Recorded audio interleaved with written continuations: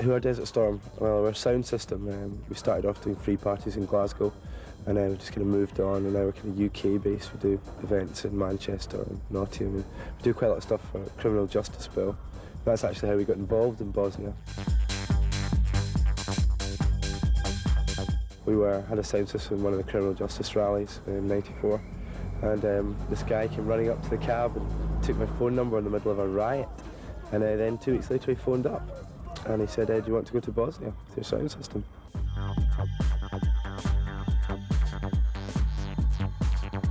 We've been there before, doing parties with aid convoys. We've been out there twice, last winter and this summer just there. And we're going back now on our own to try and get to Sarajevo this time. We've been to Tuzla and a few other places before, but we really want to get to Sarajevo and do something now. The ceasefire's in place. We've got some medical supplies and food and like cuddly toys and stuff like that. And we don't actually have a predetermined destination to take these, but we're just going to try and give them out when we get there, orphanages or wherever we come to. Well, there's the 3 DJs. That's me from Glasgow, Danny from Manchester, and James from Nottingham. Then we've got Simi coming. He's from Glasgow. He fixes all the electronic stuff. He's quite a strange character. And we've got another strange character coming, Joe. He's Danny's friend from Manchester. And we've got Kerry, James's ex-girlfriend. She's coming. How many sound systems go to war zones?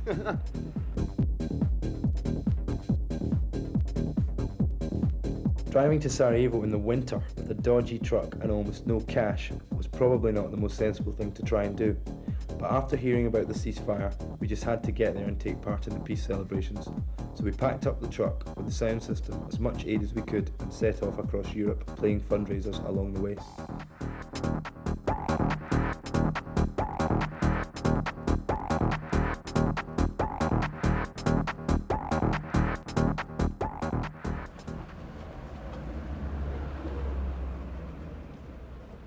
We're in a village in a minute on the Austrian-Slovenian border. We're having problems last night, came up to the border, and basically they won't let us through without this form here.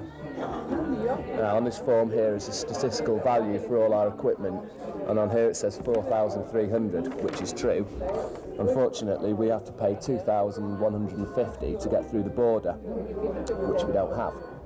So, what we're now doing is falsifying documents to try and get across, and we're going to change it to something that we can afford, like 20p, and throw it at them. Unbelievably, the forged documents got us through the border and into Slovenia. Desert Storm are used to overcoming obstacles. There's always a way of sorting it. However, our next problem was much more serious. The gearbox seized, and suddenly things were looking very grim. There's nothing we can do. We can't get home. We're stuck in a field in Slovenia, and the truck's going nowhere. It's not even going up the road. We're fucked. We're never going to get in Bosnia. We'll try and get a new gearbox sometime. You listen to it. It's never coming back. Can we not get a new gearbox here? Well, that's a possibility. You know, possibly. I mean, we're going around in circles. We need to stop. Okay, right, hang on a second. It's obvious, I think, what we need to do. We need to go and phone people. Yeah, we need to phone Daft. From wherever, you know what I mean? The truck's just completely died. The gearbox has died its final death. And basically we're stuck in a field in Slovenia and not going anywhere. So what we're having to do is phone up DAF in Scotland and see if they've got a spare gearbox, and then we're going to have to fit it at the side of the road. We've got money, but it's all in England in cash in various places, you see. And I was wondering what's the possibility that Dad would put it on his visa. Please translate this. Yeah, really, it's really big. We set up our headquarters in the local village bar. Nobody ever stops in Prstranic, so word spread pretty quickly that a bunch of British DJs had arrived. Most of the village came to the bar to meet us, and we didn't have to buy a drink all night. So we're all on the pool. Myself, I'm on with the barmaid.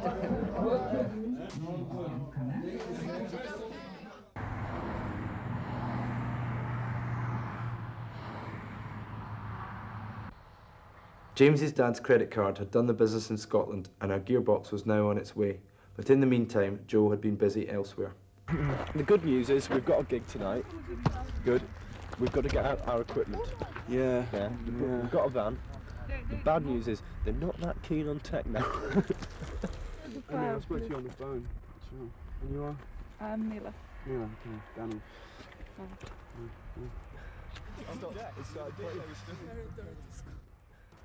Groovy. Dank. Well.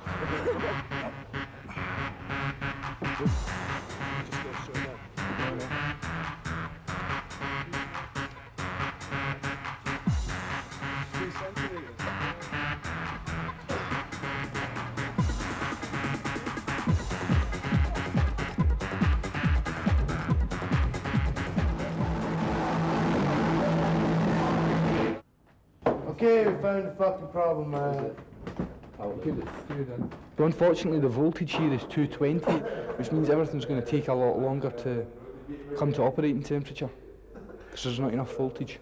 We're 20 volts down, which in AC is not a lot, but in these things, these are quite delicate things, you know, and I think it should be okay. You can use most stuff on 220 and 240, but I think it is 50 hertz.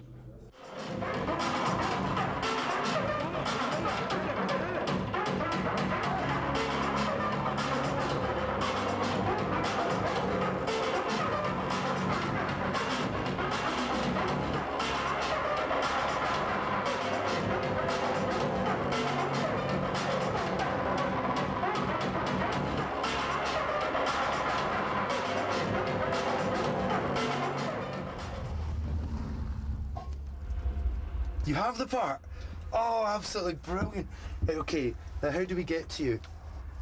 Yeah. Breakdown lorry. Der Abschleppwagen. Der Abschleppwagen. No? That's I what don't we know. need. That's what we need. At last, we had the part. £1,000 worth of shiny new gearbox. The problem now was to fit it in the middle of a field without proper tools and in sub-zero temperatures.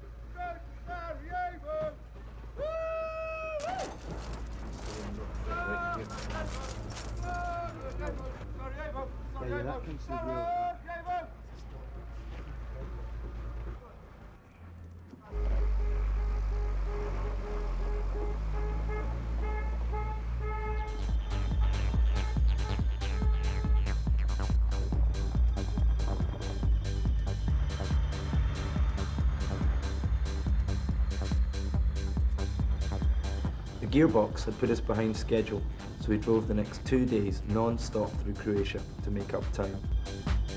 There were still no signs of the war, even though we were only a few hours away from the Bosnian border.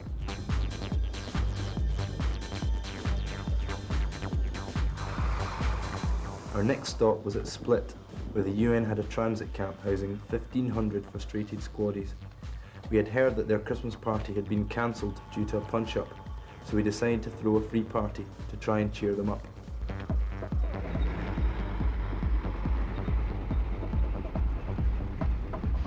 Dobro jutro. Dobro. Gotta be Sean Glesk? Nis. Nee. Tonight we do techno party, you know? You know, techno party, dance, etc. Musica. Música. Yeah, and we're just gonna have a look. Maybe. India? Nemo? Maybe somewhere, you know, open, empty. Okay, right, well, ciao. You notice how unsmiling these people are. Really, really sad. Aggressive.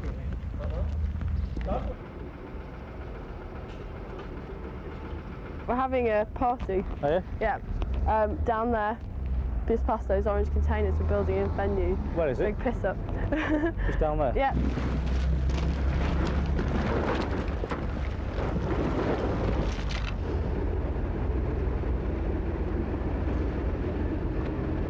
Looks like you're having a pretty mellow time round here, though. Yeah, we are. So you're going to do a party tonight? Party? What Jimmy's tonight, mate?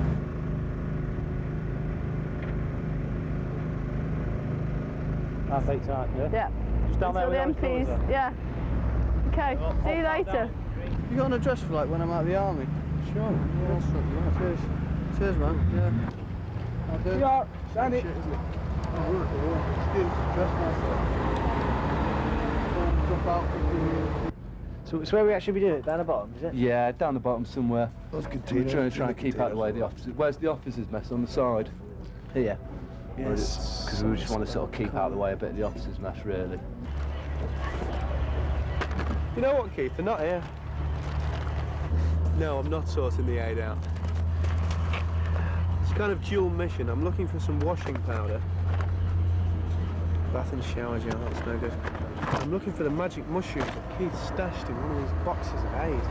It could be anywhere. So it's down there, the building, like a makeshift venue. Do you reckon you'll come? So that is it, that place, yeah? Yeah, probably. Time's it on? 8:30. This one looks good. To be quite honest, I don't think you'll get far. Yeah? Yeah. Why? I'm not saying too much. If you find toiletries, Keith, pass them over here because there's a toiletries pile, yeah? Try not to give lots of condoms to the kids at the refugee centre, you know? Yeah, that kind of stuff. I am actually sorting the aid out as well at this stage. I'm not just looking for the mushrooms. I set them right at the bottom, you know, because... No, I think seriously, Keith, you are fucking...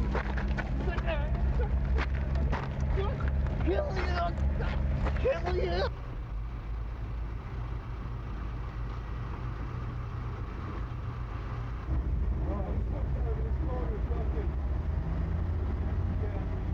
We made a nightclub, but we've now... Nightclub, small one. Yeah, only a small one. Small, underground.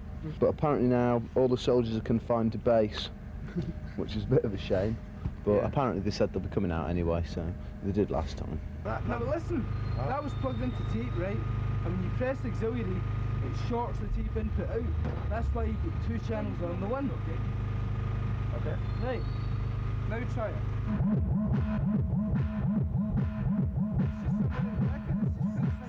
Apparently they've got the sniffer dogs out as well. Should be interesting. Sniff out the magic mushrooms for us.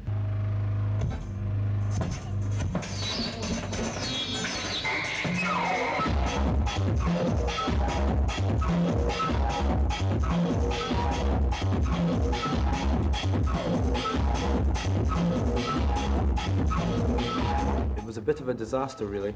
Only about 10 people turned up. The rest were all too scared of getting caught by the military cops. The military police turned up, like 19-year-old lads. One of them looked like he was on fucking speed.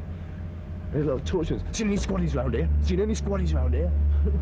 Really? Yeah. I said, no, mate. I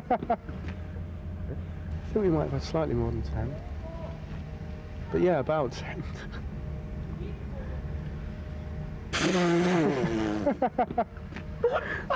Boy Blunder's done it again. Last night we were just packing up and getting all the stuff down, and we decided to move the truck, or rather I decided to move the truck in a bit of a drunken state.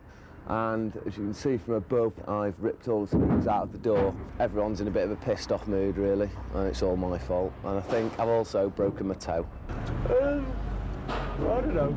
Keith started kicking off at me last night, so don't you dare fucking say I told you so. They started to kick it off at me for saying I told you so, and I never said anything. But I could do, couldn't I? Well, I mean, it worked okay as far as I'm concerned. It was fine. Apart from the door, of course, but I mean, the door's worked out okay in the end as well, because it's now fixed properly. You know, it's now actually working. I think we should break a few more things in the truck, and then we can fix them and they'll all be everything will be working great. No one will recognise this thing when it gets back. And that's my bottle of vodka, if you don't mind, actually, Joe. That's what me and you lacking. Imagination, you know. Don't have no imagination. Oh, you say got no imagination. Any imagination you've got, I'll have 10 of them. Thanks very much. So he sold me 10 of them. Yeah. Yeah, Straight away, 50 Dave. Deutschmarks each, I think they were. How much? 50. Didn't work though. That's good though. Bastard. Tablets, were they? Or was it liquid? 8 tablets. Imagination tablets, eh?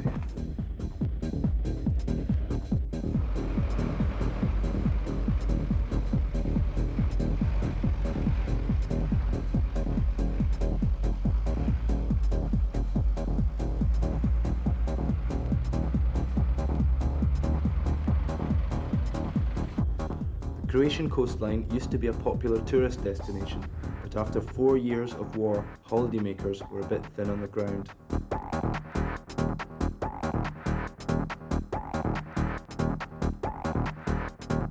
As we drove towards Bosnia, we started to see more signs of the war.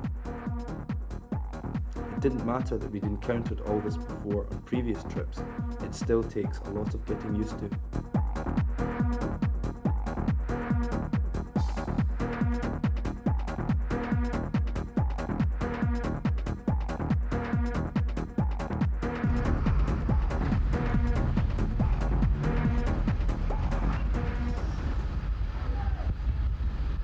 Well, it's the most incredible garage I've ever been in. I think the guy that works here must get paid a hell of a lot of cash to work in a petrol station in a war zone. Not quite the job for me. You're not exactly sitting around reading the sun in here, are you? You're watching the skies for mortars.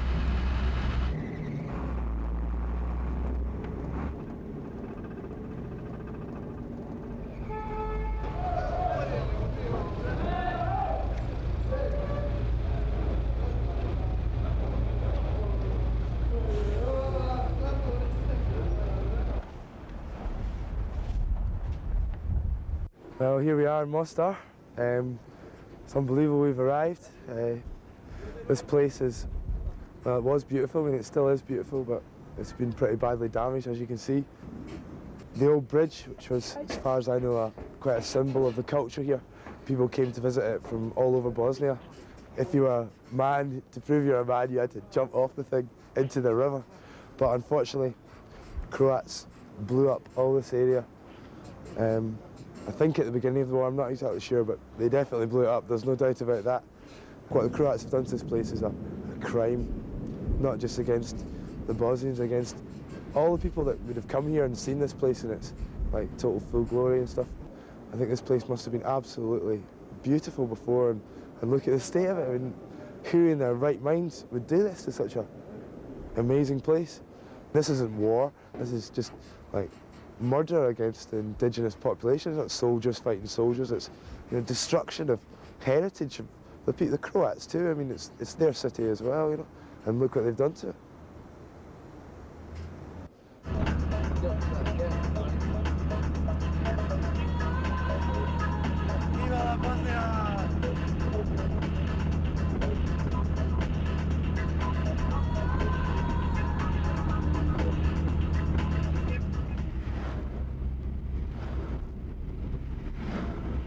People may ask, why take a sound system to a war zone?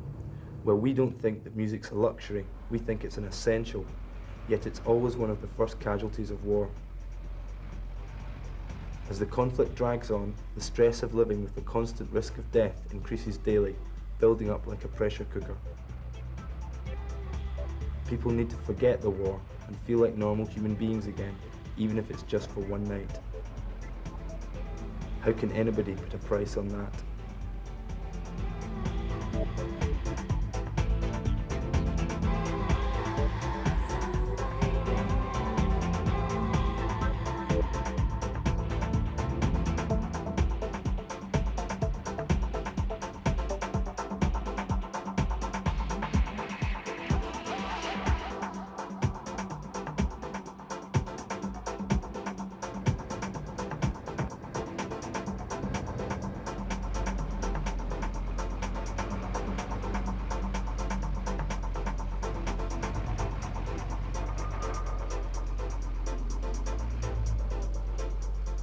We got to a place where it's called the Pac-Man route, it's a UN designated route that is the route to Tuzla. Now we were told earlier in Mostar that we could drive straight to Sarajevo, no problem. But we'd picked up a hitchhiker with this guy called CeeLo, and he said basically he didn't want to go that way because it's a Chetnik area, Serbian-held area.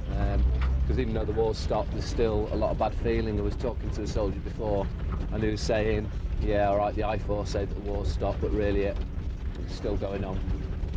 In pockets, things are still happening. So that's why we're doing this skirt around. Now, I've also picked up a load of soldiers with us who are currently hitching, which is going to help us get through every checkpoint we see, because basically no one's going to stop the soldiers. But we're doing all right, it's fun. We've got marijuana, so we're happy.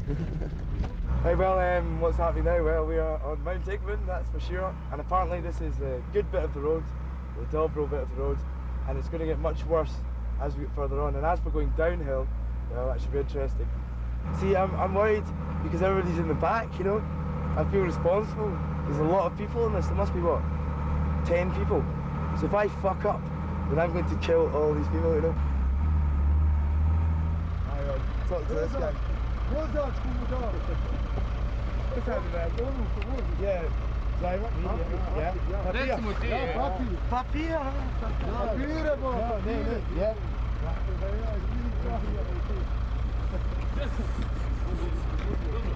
Passport.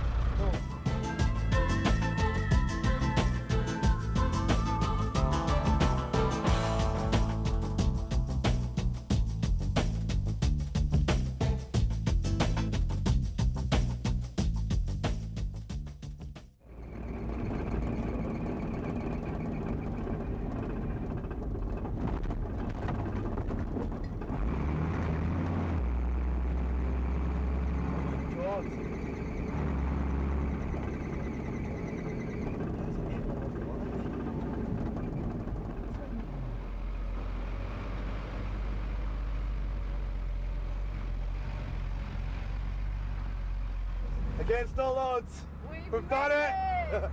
Look around Sarajevo, here we are.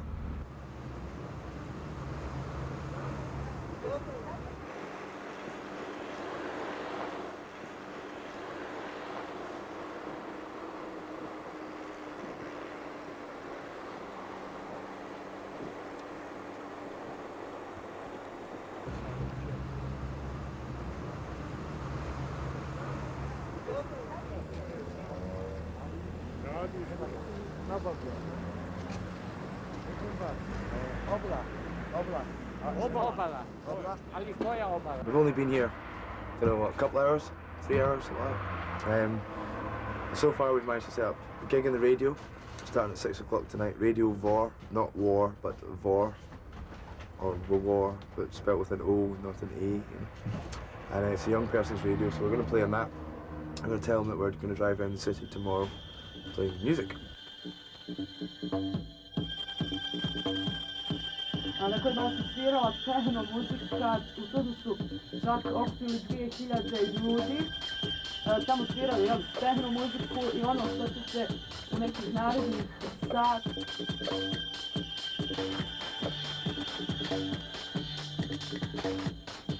Pretty hectic, even more hectic maybe than the last couple of convoys. Just the amount of the workload we've had to put up with. I think it's been quite a lot, really. I think everybody's starting to degenerate a little. Look at people starting to go a bit mad. I mean, look at him. He is not sane. Look at him. Oh, hey. Dista, djeco, dista. What have we got here? Let's have a look. Is it? Yeah, I think that's for you. Sorry it's a bit wet. Hvala. No, it's yours. How about this one? Hvala. Hajde nisi iz naše barake, a šta ima već? Ali me da će palma. Okay, soup. Hey, soup, dai, vamo, soup. Spaghetti. Spaghetti. Spaghetti, vamo. Spaghetti, spaghetti. Right, there's a large bag of oats here. Who wants those?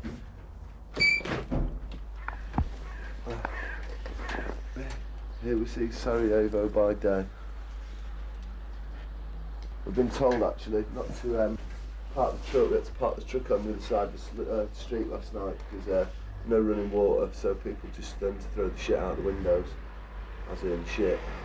How come we're in Serb territory? I mean, no one told me till we were here. Oh, by the way, we're sleeping in Serb territory today. So we're in a Serbian's house who's had to split because of the war. It's a Serbian who fights in the Bosnian army, so obviously had to leave here.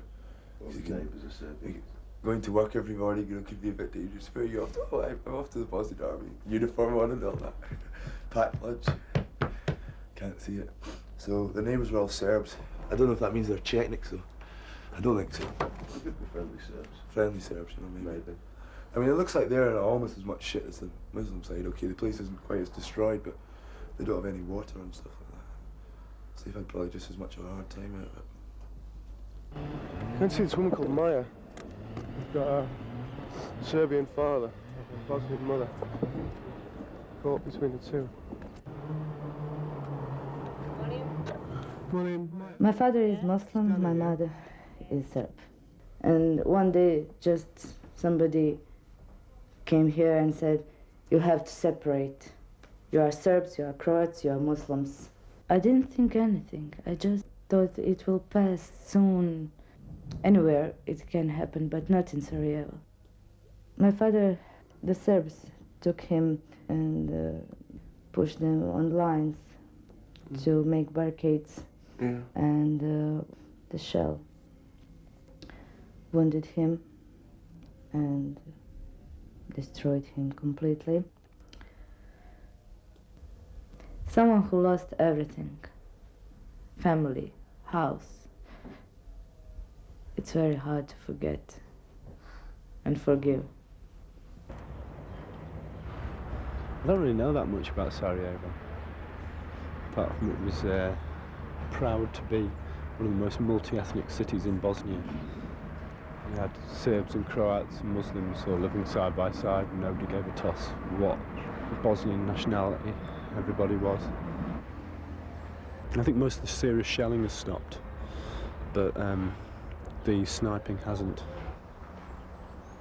I don't think anybody's that confident that the ceasefire is going to hold, but I think a lot of people are quite grateful for this break. I think people do appreciate the fact that we've come here for no profit motive, just to play, just because we know that music can make a difference, or the fact that people are prepared to come all the way to Sarajevo to play music make a difference.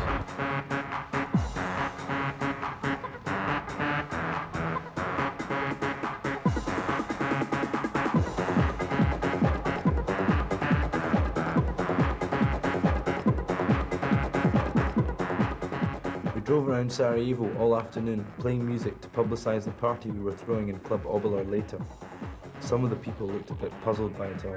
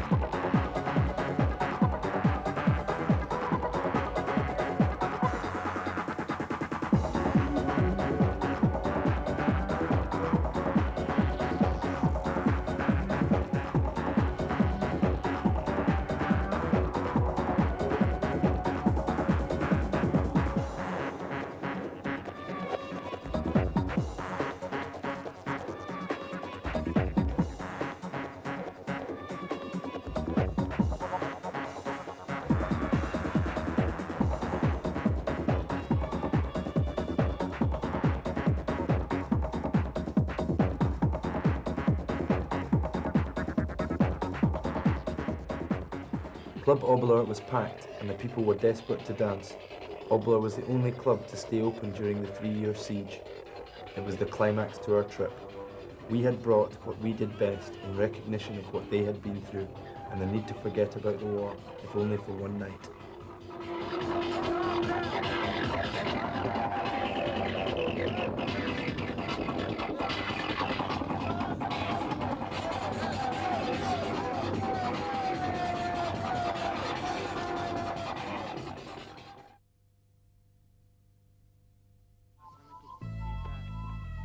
The United Nations was set up basically to say never again will the atrocities of the Second World War and the concentration camps happen in Europe. And they have. The number of people have been slaughtered, the number of people have been put in concentration camps, the torture and the rape that has gone on No one who's seen it is going to forget that.